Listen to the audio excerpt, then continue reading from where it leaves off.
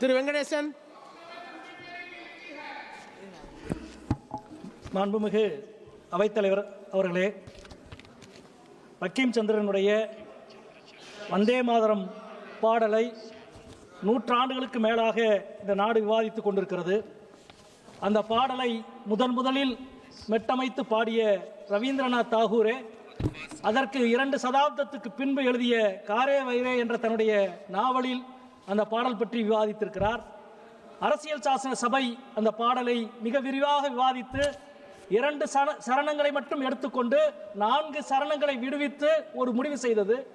இவ்வளவுக்கும் பிறகு இந்த அவையில் இந்த பாடலினுடைய 150வது ஆண்டை ஒட்டி விவாதிக்க வேண்டும் என்று ஆளுங்கட்சி தரப்பு விரும்பி இருக்கிறது. பிரதமர் அவர்களே குறிப்பிட்டதைப் போல வந்தே மாதரம் என்ற இந்த முழக்கம் இந்திய விடுதலை போராட்டத்திற்கு ஆன்மாவாக அமைந்தது என்று குறிப்பிட்டார். உண்மைதான். இந்த ஒரு முழக்கம் மட்டுமல்ல, வந்தே மாதரம் என்ற முழக்கத்திற்கு இம்மி அளவும் குறைந்ததல்ல ஜெய் ஹிந்த் என்ற முழக்கம். ஜெய் ஹிந்த் என்ற முழக்கத்திற்கு துளி அளவும் சளைத்ததல்ல என்குலாப் ஜிந்தாபாத் என்ற முழக்கம். ஒவ்வொரு முழக்கத்திற்கும் பின்னாலும் லட்சக்கணக்கானவர்கள் திரண்டார்கள். தூக்கு கயிற்றை முத்தமிட்டவர்கள், துப்பாக்கி குண்டுக்கு நெஞ்சு காட்டியவர்கள், பீரங்கியின் வாயிலில் வைத்து சுட்டு தள்ளப்பட்டவர்கள், குதிரையின் காலடி குளம்பால் எத்தி உதைக்கப்பட்டவர்கள், ஜாலியன் வாலாபாக்கில் பொதுக்கூட்டம் கேட்டவர்கள், சிட்டகாங் ஆயுத கிடங்கை கொள்ளையடித்தவர்கள், தண்டிக்கு போய் உப்பு காய்ச்சியவர்கள், அதே போல தூத்துக்குடியில இருந்து கப்பல் ஓட்டியவர்கள் என்று ஒவ்வொரு முழக்கத்துக்கும் பின்னால் லட்சக்கணக்கானோர் திரண்டார்கள். அது சரி, நீங்கள் எந்த முழக்கத்துக்கு பின்னால் திரண்டீர்கள்? இந்த முழக்கங்கள் எல்லாம் யாருக்கு எதிராக எழுப்பப்பட்டதோ அவர்களுக்கு பின்னால் நீங்கள் இருந்தீர்கள். தப்பி தவறி விடுதலை போரில் பங்கெடுத்தால் கூட தவறி பங்கெடுத்து விட்டேன் என்று மன்னிப்பு கடிதம் எழுதி கொடுத்து விட்டு வெளியில் வந்தீர்கள். இந்த முழக்கத்தை கடந்த காலங்களில் ஏந்தியவர்கள் எல்லாம் எழுதியவர்கள் எல்லாம் விடுதலை போராட்டத்தில் பங்கெடுத்தவர்கள். ஆனால் அதற்கு எதிர் திசையில இருந்துவிட்டு நீங்கள் இன்றைக்கு இதை விவாதிக்க வேண்டும் என்று சொல்லுகிற பொழுதுதான் உங்களது அரசியல் பட்டவர்த்தனமாக இந்த தேசத்துக்கு முன்னால் விவாதிக்க வேண்டிய நேரம் இது என்பதை நான் இங்கே சுட்டிக்காட்ட கடமைப்பட்டிருக்கிறேன். இந்த தேசத்தினுடைய பன்மை தன்மை, அதனால்தான் ஈஸ்வர அல்லாஹ் தேரே நாம் என்ற முழக்கம் வந்தே மாதரம் என்பதை விட மேலே எழுந்து வந்தது. என்றைக்காவது உங்கள் உதட்டில் ஈஸ்வர அல்லாஹ் தேரே நாம் என்று நீங்கள் சொல்லி இருக்கிறீர்களா? அதற்கு பதில் இன்றைக்கு நீங்கள் என்ன செய்கிறீர்கள்? உங்களது மாநில அரசுகள் சுற்றறிக்கை அனுப்புகிறார்கள். வந்தே மாதரம் பாடலின் 6 சரணங்களையும் பாட வேண்டும் என்று மகாராஷ்டிரா மாநில அரசு சுற்றறிக்கை அனுப்புகிறது. அடுத்தவர் உதடு என்ன பாடல் பாட வேண்டும் என்பதை தீர்மானிக்க உங்களுக்கு எந்த சுதந்திரத்தை யார் கொடுத்தது என்ற கேள்வியை இங்கே நாங்கள் கேட்க விரும்புகிறோம்.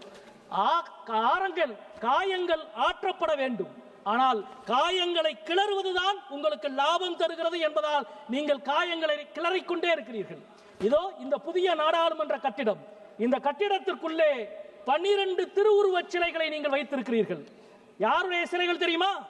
சிவன், விஷ்ணு, பிரம்மா, துர்கா, மிதுனா, மஞ்சுஸ்ரீ, யோகினி, லிங்கேஸ்வர் என்ற 12 திருவுருவச் சிலைகளை வைத்திருக்கிறீர்கள்.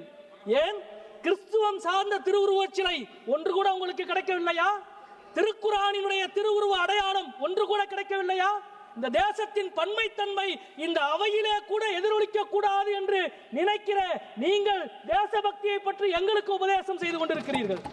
நண்பர்களே, பன்மைத்தன்மை தான் இந்த வரலாறு. இங்கிருந்து இங்கு மட்டுமல்ல, உங்களின் இந்த வரலாறு தான் இங்கே இருந்து திருப்பரங்குன்றம் வரை நீளுகிறது. எல்லாரின் கண்களுக்கும் உச்சி பிள்ளையார் கோவிலில் ஏற்றப்பட்ட தீபம் தெரிகிறது.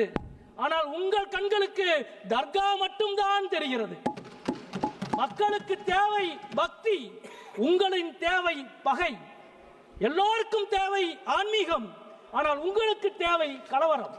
நண்பர்களே, பக்கிம் சந்திரனுடைய இந்த கவிதையை, நாவலை பற்றி பேசுகிற பொழுது கவியரசு கண்ணதாசன் சொன்ன ஒரு கதையை இங்கே மேற்கோள் காட்ட வேண்டும் என்று நினைக்கிறேன். சொர்க்கத்திற்கும் நரகத்திற்கும் இடையிலே இருந்த ஒரு சுவர் இடிந்து விழுந்து விட்டது. அந்த சுவரை நீ கட்ட வேண்டும், நான் கட்ட வேண்டும் என்று 2 தரப்புகளும் போரிட்டு விட்டு கடைசியில் சொர்க்கத்தின் தரப்பிலே இருந்தவர்கள் சொன்னார்களாம், நாங்கள் வழக்கு தொடுக்க போகிறோம் என்று. உடனே நரகத்தின் தரப்பிலே இருந்தவர்கள் சொன்னார்களாம், நீ வழக்கு தொடுத்தால் உன்னால் வெற்றி பெற முடியாது, ஏனென்றால் தீர்ப்பு சொல்ல வேண்டியவர் எங்களின் பக்கம் இருக்கிறார் என்று சொன்னார்களாம். இது தமிழ்நாட்டுக்கு இன்றைக்கு ரொம்ப பொருந்தும், மதுரைக்கு மிக மிக மிக மிக பொருந்தும். நூற்றாண்டுகளாக புண்ணியவான்கள் இங்கே விளக்கேற்றலாம் என்று கல்தூண் எழுதப்பட்டு அதிலே விளக்கேற்றப்பட்டுக் கொண்டிருக்கிறது. ஆனால் நான் புண்ணியவான் அல்ல, அங்கே விளக்கேற்ற மாட்டேன் என்று சொல்லி ஒருவர் அடம் பிடிக்கிறார். இந்த அவையிலே நாங்கள் சொல்லிக் கொள்வோம், உங்கள் தீர்ப்புக்கு முன்னால் நீதி ஒருபோதும் தலைவணங்காது என்பதுதான் இந்த அவையிலே இருந்து நாங்கள் சொல்லிக் கொள்ள வேண்டிய மிக முக்கியமான விஷயம்.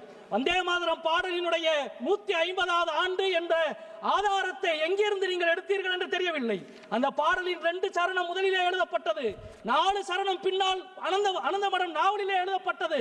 சரியான எழுதப்பட்ட ஆண்டு இல்லை. ஆனால் உங்களுக்கு வேறொரு தேவை இருக்கிறது. அந்த தேவை வர இருக்கின்ற சட்டமன்ற தேர்தல், மேற்கு வங்காளத்தினுடைய தேர்தல் உங்களுக்கு தேவை இருக்கிறது. காலமெல்லாம் உங்களின் தேவை தேர்தலாக இருக்கிறது. நாட்டின் தேவை வேறொன்று. 4 தொழிலாளர் நல சட்டங்களால் கோடிக்கணக்கான தொழிலாளி பாதிக்கப்பட்டிருக்கிறான். அதை பற்றி இந்த அவையிலே விவாதிக்க நீங்கள் தயாராக இல்லை. ஒட்டுமொத்தமாக விமான போக்குவரத்தை ஸ்தம்பித்து போயிருக்கிறது, அதை பற்றி நீங்கள் சொல்ல தயாராக இல்லை. காற்று மாசா டெல்லி ஸ்தம்பித்து போயிருக்கிறது, அதை பற்றி பேச நீங்கள் தயாராக இல்லை. இறுதியாக நிறைவாக மாண்புமிகு பிரதமர் அவர்கள் மகாகவி சுப்பிரமணிய பாரதியை நினைவூட்டினார். சுப்பிரமணிய பாரதி தான் வந்தே மாதரம் பாடலை 1908ஆம் ஆண்டு தமிழிலே மொழிபெயர்த்தார். பிரதமர் அவர்கள் நினைவூட்டியதான் நான் சொல்கிறேன். பாரதியினுடைய அருமையான வாசகம், தாயை கொல்லும் பஞ்சத்தை தடுக்க முயற்சிகிறார், வாயை திறந்தே சும்மா வந்தே மாதரம் என்பார் என்று சொன்னார். அது பாரதி உங்களுக்கு சொன்னது என்று சொல்லி முடிக்கிறேன். வணக்கம்.